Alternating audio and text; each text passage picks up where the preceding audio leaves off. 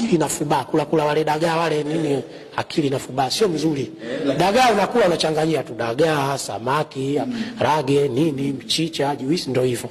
Sio ndio iwe mboga ukaweka ndani midagaa kilo nzima. Haitaki vile. Sio mzuri. Unajazaje dagaa ndani? Sawa, sio utaratibu ule. Shi gani mwalimu wa msije watoto? Huwezi kufundisha vile. Ukikumbuka tu dagaa nitachambua vipi?